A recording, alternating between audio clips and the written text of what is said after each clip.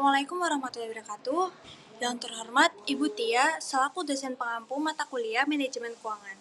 Tak lupa teman-temanku yang saya sayangi dan saya banggakan. Pada hari ini, izinkanlah kelompok kami yaitu kelompok 6 akan mempresentasikan tentang financial statement. Namun sebelum mempresentasikan, izinkanlah kelompok kami untuk memperkenalkan diri.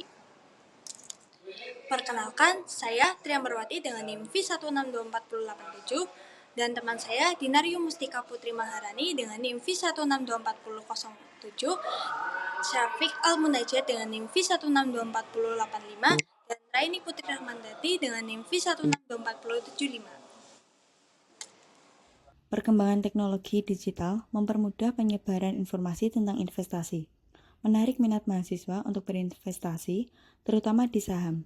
Bagi sebagian mahasiswa, investasi saham dianggap sebagai langkah awal menuju kemandirian finansial dan masa depan yang lebih baik.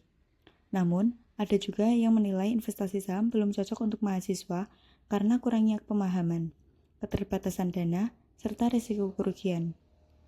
Beberapa bahkan menganggap investasi saham mirip dengan judi karena ketidakpastian hasil yang sering muncul di media sosial.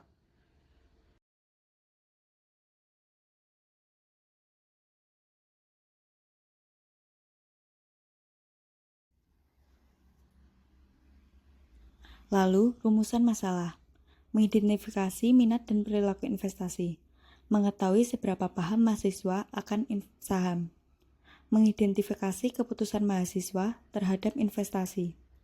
Mengetahui pandangan mahasiswa terhadap investasi saham. Metode penelitian. Jenis penelitian kuantitatif. Teknik pengumpulan data kuesioner. Teknik analisis data atau presentase yang dilakukan dengan mencari data di lingkup mahasiswa. Apakah investasi penting di kalangan mahasiswa? Sekitar 90% mahasiswa menyatakan penting, hanya 10% yang merasa tidak penting. Mayoritas mahasiswa sudah menyadari pentingnya membangun investasi sejak dini. Ini sejalan dengan penelitian yang menyebut bahwa early investment allows students to work toward long-term financial goals, seperti membeli rumah, pensiun, atau memulai bisnis. Apakah saham itu judi? 90% dari 20 responden yang kami survei tidak setuju bahwa saham itu tersebut judi. Sementara 10% tersebut setuju bahwa saham tersebut adalah judi.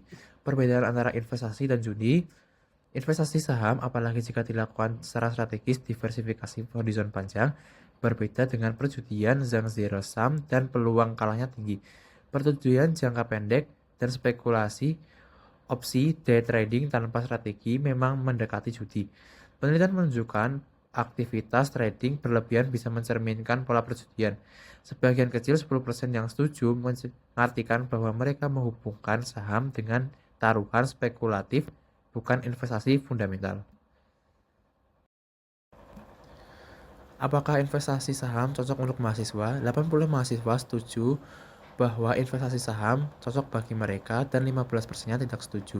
Mahasiswa yang memiliki pengetahuan finansial dan motivasi cenderung lebih siap dan percaya diri untuk memanfaatkan investasi saham. Mereka yang memahami strategi investasi seperti diversifikasi dan perencanaan jangka panjang lebih percaya bahwa saham bisa cocok bagi mereka. Seberapa percaya terhadap keuntungan yang berasal dari saham? 80% dari 20 responden kita percaya saham akan mendapatkan keuntungan dan sisanya 15% tidak percaya. Sebagian besar mahasiswa optimis mengikuti tren global seperti generasi Z yang mulai investasi sejak umur muda antara 19 tahun hingga 25 tahun. Namun optimismenya terkadang beresiko. Bias optimisme bisa membuat mereka terlalu yakin tanpa memahami resiko nyata. Minimnya pemahaman mendalam dan membuat mereka salah antara strategi investasi dan spekulasi jangka pendek.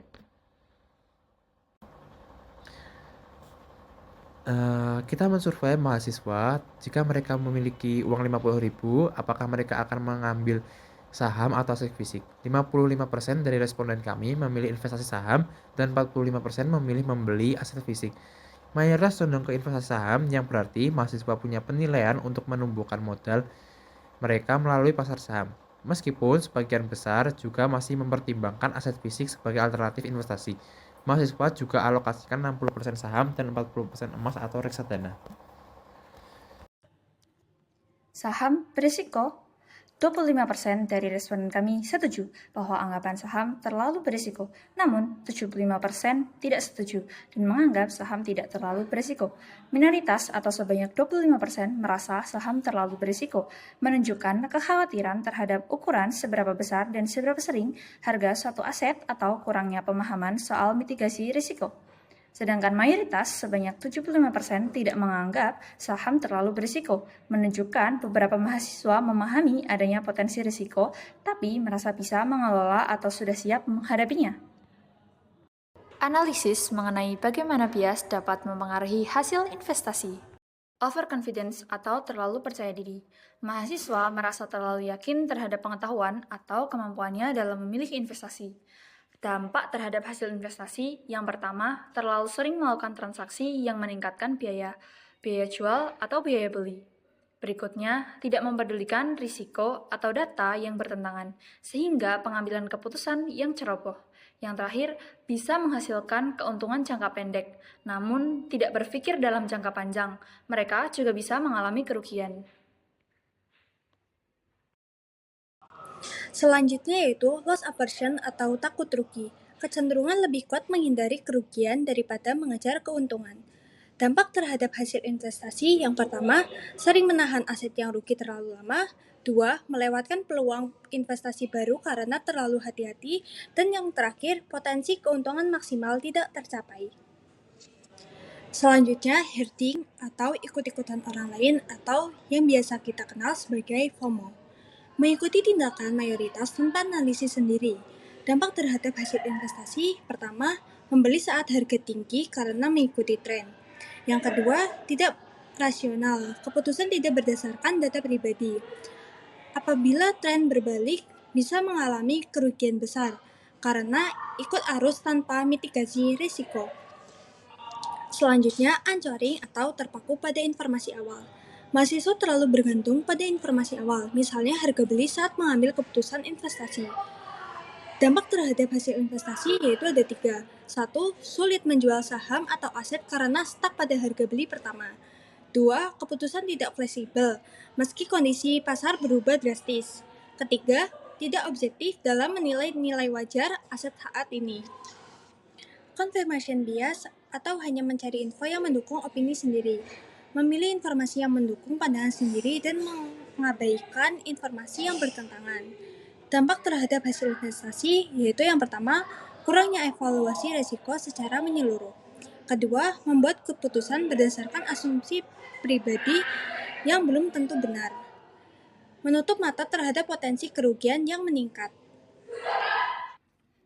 Kesimpulan, berdasarkan analisis survei dan kajian literatur, dapat disimpulkan bahwa meskipun 90% mahasiswa menyadari pentingnya investasi, hasil investasi mereka rentan dipengaruhi oleh bias kognitif seperti overconfidence, loss aversion, herding, anchoring, dan confirmation bias. Mayoritas mahasiswa sebanyak 85% optimis terhadap investasi saham, namun 25% masih menganggapnya terlalu berisiko dan 10% bahkan menyamakannya dengan judi, menunjukkan adanya miskonsepsi. Preferensi alokasi dana terbagi antara saham 55% dan aset fisik 45%, mencerminkan variasi profil risiko. Untuk meningkatkan hasil investasi, diperlukan edukasi formal, mitigasi bias, melalui strategi seperti diversifikasi dan dollar cost averaging, serta akses ke platform investasi yang ramah mahasiswa. Dengan pendekatan terstruktur, mahasiswa dapat mengoptimalkan potensi investasi jangka panjang sekaligus meminimalkan. Sekian presentasi dari kelompok kami, kurang lebihnya kami mohon maaf. Wassalamualaikum warahmatullahi wabarakatuh.